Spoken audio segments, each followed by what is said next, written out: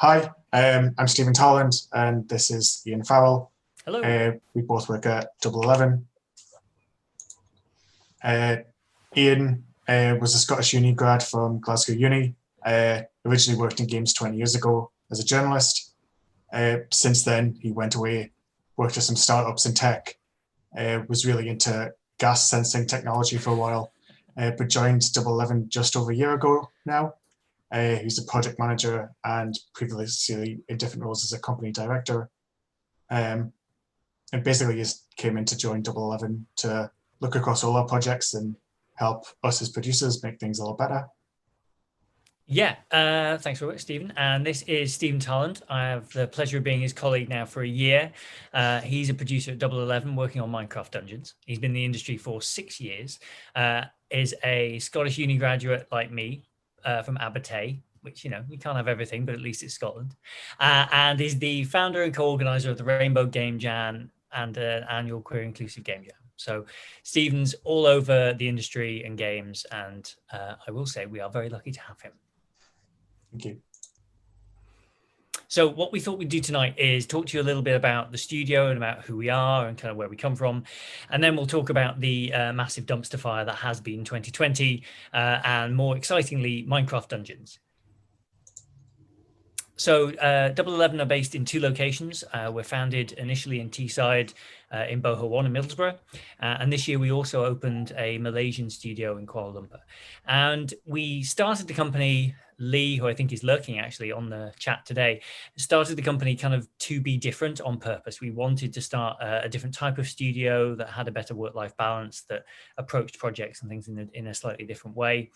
And then the Malaysian studio is kind of the evolution of that. We want to build a real studio out in the APAC region that isn't just there to kind of pick up other bits of work from the main studio, but we'll find projects that we in the UK wouldn't have access to for games in different markets. And so we're really excited that team's growing. We're 163 people in total now, and I think about 15 of those are in Malaysia at the moment. So we're growing at a rate of knots. And there's a few things that are kind of really important to us. We won a couple of Best Places to Work awards in 2017 and 2018. And this year we're perilously close to getting some awards again. I think it was 0.5%, literally, we were off getting some nominations for certain things.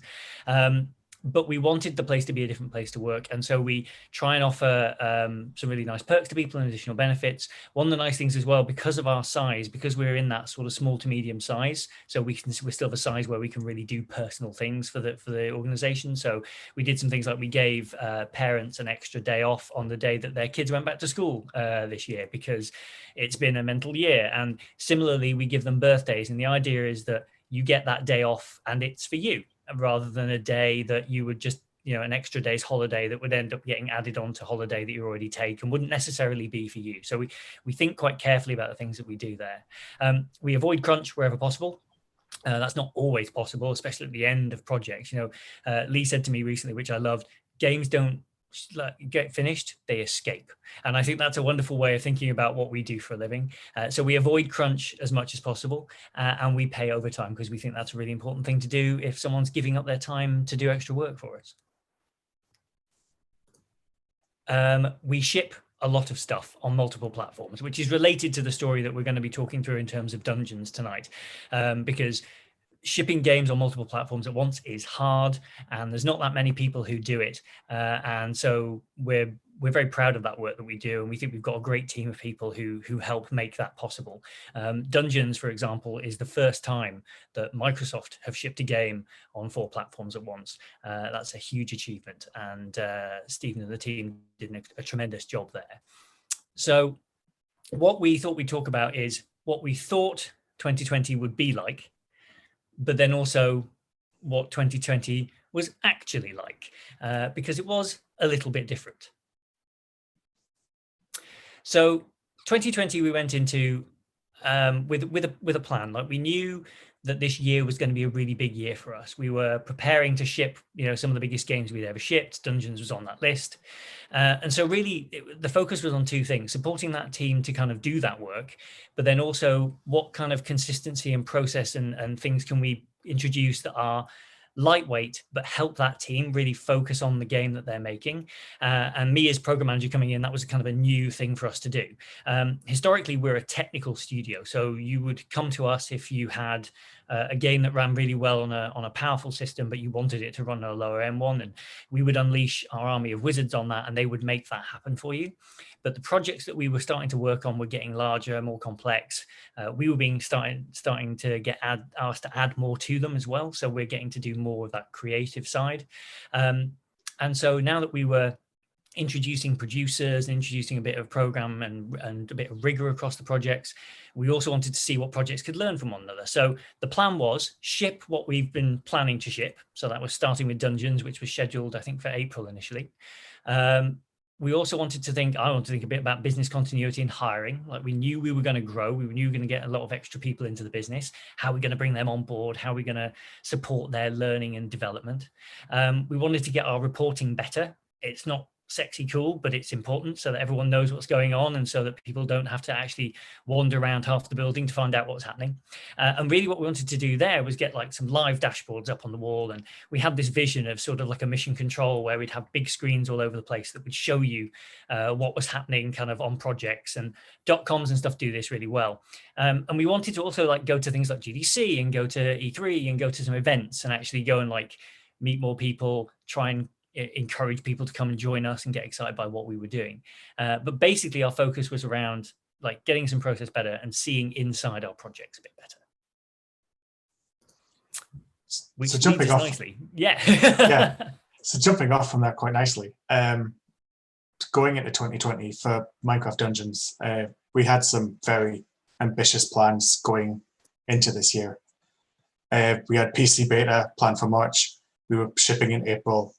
We had 2 DLCs planned for June and September, respectively. The team were just about to begin working on the next 3 DLC packs that we were going to start working on. And in fact, going into 2020, that contract had just been signed. So there was this huge energy and this huge excitement to continue building upon the hard work that the team had already done and actually start seeing it getting out there. And from my perspective as well, I was really excited to start growing the team to be able to meet this need of the creative work we're about to handle. But obviously things don't necessarily work out like that. Our partners at Mojang Stockholm began working from home in late February. This was quickly followed by Mojang in Redmond, and then ourselves in the middle of March. We had some obvious really immediate impacts. The release date for Dungeons was pushed back. The DLC and retail dates were impacted, not just from a development point of view, but from publishing and from manufacturers for retail release. All of this stuff took a massive hit due to something that no one had any precedence in handling. So from a production perspective, how were we going to handle this? Process is something, as a producer, is hugely monumental into everything I do. We're always trying to evaluate and improve upon the things that we do for our team and make sure that they're able to deliver the best work possible, as well as do that in a safe and happy and enjoyable environment. But working from home and COVID brought a lot of new challenges to this. We had to think about how we communicated as a team, how we built relationships within our team and with our partners at Mojang, how we planned things and how we just continued working and actually tackle the problems that we had in a manner that we never knew we'd have to do.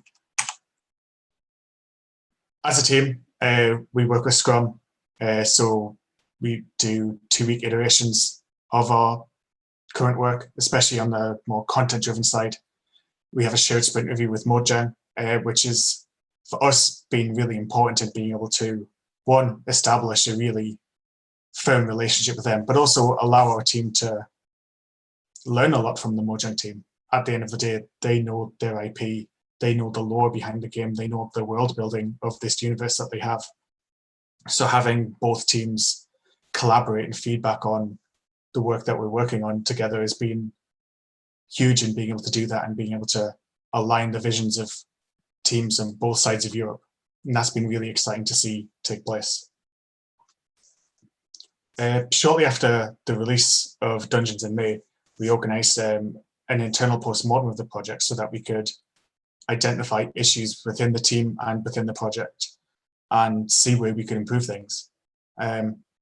We were quite surprised to find how honest and candid the team were with all of this, and how brutally honest they were in certain places, and helped us identify things that not only at a project level, but on a personal level, people had problems with.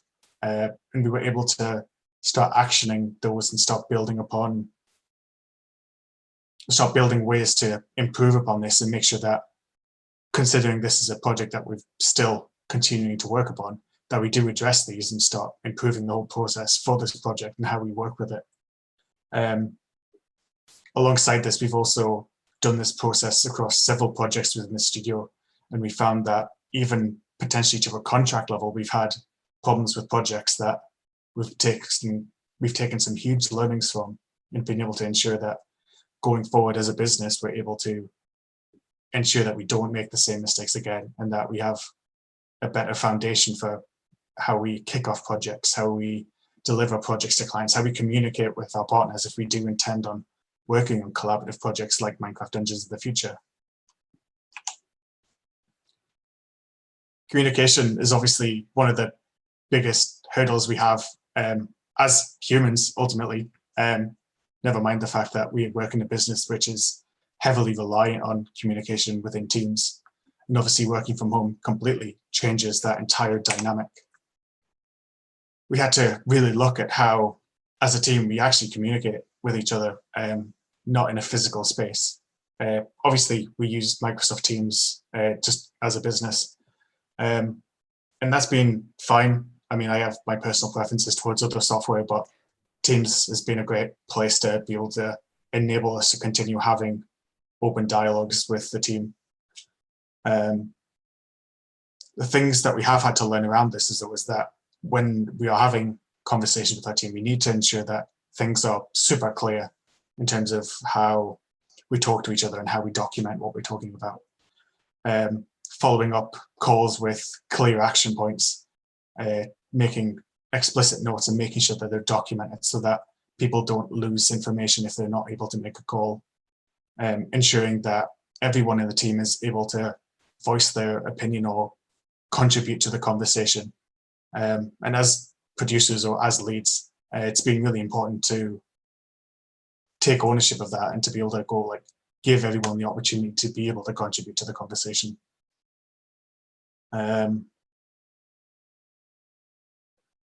And this is also applied really heavily to conversations with external partners as well. It would be incredibly unfortunate if we made a decision at Double 11 that has huge business impacts for the team at Mojang or causes technical problems that they're not able to get around.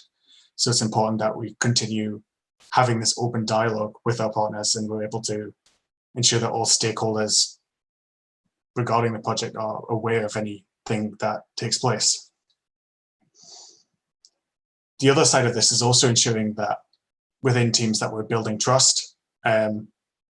Hiding anything, whether it's from teams or stakeholders, is ultimately just going to cause problems. I'm pretty open and pretty honest with my team and also with the stakeholders that I work with. And that allows me to have a really open and honest conversation about the project, regardless of the state of how good or bad it is. And it also shows that I can trust my team to also do the same with me and tell me where they need me to improve, or vice versa if that sort of conversation comes around. Of course, it's been really difficult, and dealing with COVID in different ways, different people have different problems, and it's really important to be empathetic and to be open towards people. Something we have learned is that we should allow ourselves to have some fun along the way. At the end of the day, we're in the middle of an unprecedented global crisis.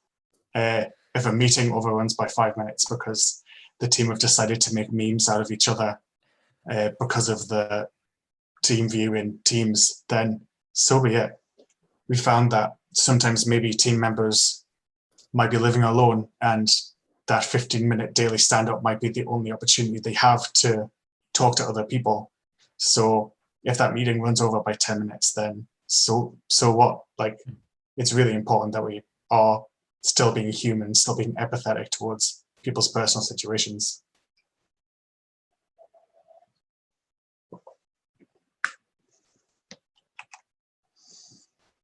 So another aspect of dealing with working from home is continuing to build relationships within our teams and with our partners at Mojang.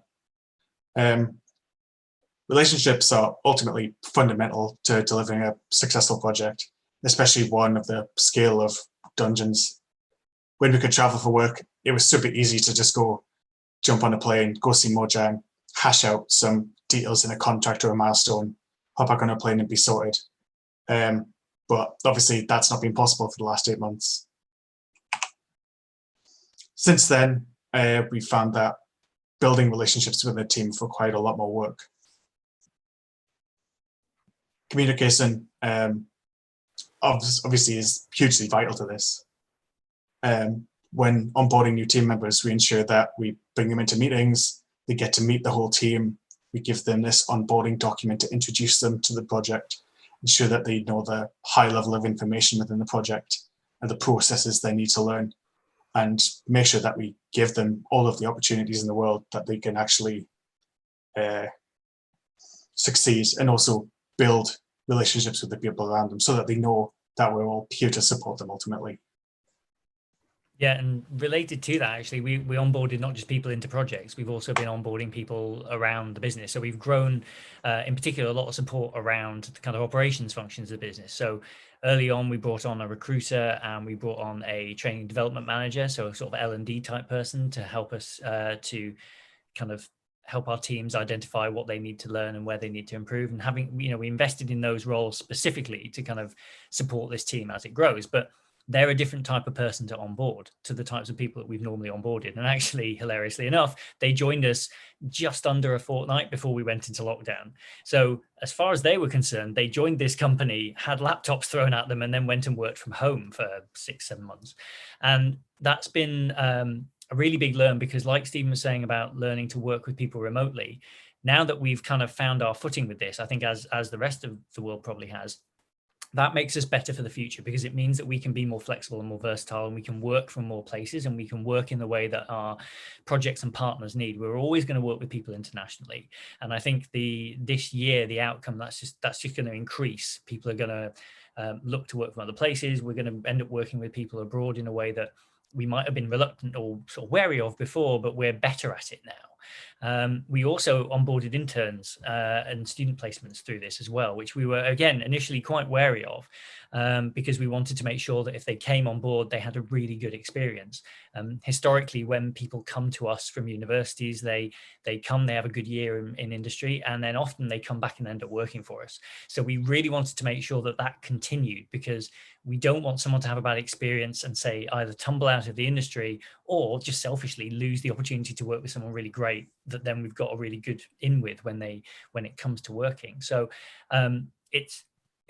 the team stepped up. It was brilliant. We've managed to support those people. We've done company surveys and things to kind of check how people feel about their onboarding. And our recruitment and L&D functions have really gone from strength to strength. So I think it was worth doing. But it definitely, we were wary at the beginning, and it had its challenges. And even building upon this, especially from a team perspective, it's been vital working from home that we can show that we can trust each other. Working from home inherently means that we have to trust each other to accomplish the goals and support the project as we need it, and also to be able to support each other in being able to meet the goals that we have, and support each other when people are struggling, whether it's work-related or personal. And finally, the fun, production, nerdy side of this is planning and scope. So for us as producers, we had no idea the impact that COVID was going to have on our projects. And it became really apparent that we had to very quickly understand what was going to happen to productivity within the team. It is like quite clearly obvious that like this is unprecedented, and whatever is going to happen to people in their personal lives, we have to be flexible and we have to accommodate those things. Childcare, family, other household duties, physical illness, mental health issues, all of these things we've had to factor into our planning and be wary of, and be incredibly empathetic as a team, as a studio, as a business towards these people, and ensure that we can support them no matter in any way that we can. I can say that from a personal point of view, the studio has been incredibly supportive and empathetic through the year for myself and dealing with kind of working from home and the problems that I've had. So it's been great from that perspective. But even as a manager, I've had to do the same in the way that we ensure that people are within the capacity in which they work. As part of our kind of planning, we started estimating the amount of time a given task would take and using these KPIs to then project how on track or off track we were from a project. And we weren't doing this to track people or how much work they were doing. We were doing it purely just to get an idea of how on track the project still was. And for us, it was really important for the team to be able to understand that we needed to see how on or off track we were compared to before and after COVID.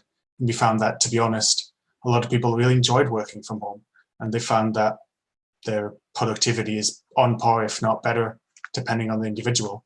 There's obviously other cases where people do prefer working from home and working in the office, and it's purely down to the individual. I guess the final thing as well is ensuring that where possible, we could be flexible within our deliverables. We're lucky that we have a partner like Mojang that are very flexible and very easygoing with how we work. And that's really helped with COVID and stuff like that. We saw very early on that our dates had to shift to meet what was going to be the original shipping date. We had to adapt ourselves, and they had to adapt as well to ensure that both sets of teams can meet those goals. So at the end of all of this, how did all of this help? Where did we get to in the end? Obviously, a lot of initial things hit really hard. But luckily for at least my project, we were able to achieve a lot of great things. We successfully launched on 4 platforms, which, as Ian mentioned, was the first time Microsoft had ever done this, which was incredibly exciting. We had 2 subsequent DLC releases. Alongside that, we had 2 massive content updates, both introducing crossplay and new difficulty challenges to the game. One of the biggest updates we had was for Xbox Game Pass Ultimate, in which we became the premier touch-enabled title on the platform. That was an incredibly exciting challenge over the summer to be able to do this. And again, working really closely with Mojang and Microsoft to be able to do that. And again, became a really exciting goal for the team to be able to do that, even working remote entirely. And I guess finally, we have our next DLC shipping next week. And I can say that we have lots of other exciting things to come from the project. Yeah, so, I mean, really, what did we learn from all of this? I think business-wide, not just from a Dungeons perspective. I think my takeaway was not to stop. Like things like the interns, things like continuing to recruit and onboard people, even if they're not just, contributing to projects. If you've made plans, try and stick to them. The thing that happens, or the thing that's unusual next time, probably won't be as significant as a pandemic, or like we certainly hope it won't be. But I think if the other thing we learned was if something bad happens or if something unexpected happens, having a plan helps. But also if you can stick to it, people need their work to be able to do. So like if we just suddenly go, oh, actually all deadlines are off, all bets are off, thinking that helps people, well, then they go home and suddenly they're on their own. They've got nothing to actually focus upon. So in terms of supporting the team and helping them, being consistent, saying, being honest and saying these dates might move, but we're still planning to make this product. We're still planning to finish it in the way that we were planning to finish it. We're not massively de-scoping it. We're not like changing it, pulling the rug from under them. When people were looking for a bit of stability, our opportunity was we could be a bit of that stability.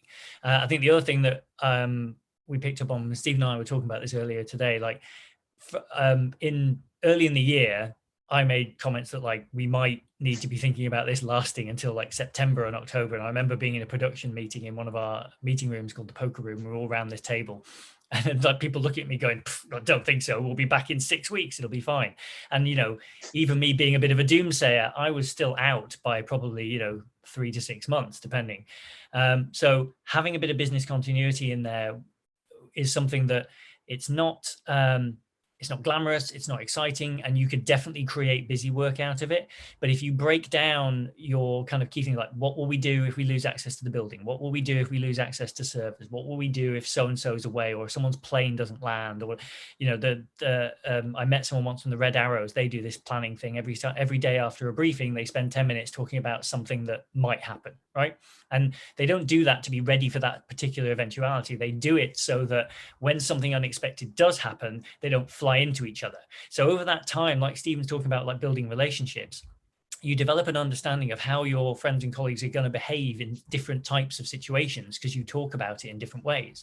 And so that can then feed into, well, what will we do if we can't get access to the building? What will we do if we lose all the keys? What will we do if this catches fire? Because it doesn't happen very often, but when it does, having a bit of a plan in your back pocket that you can at least mold and shape will help.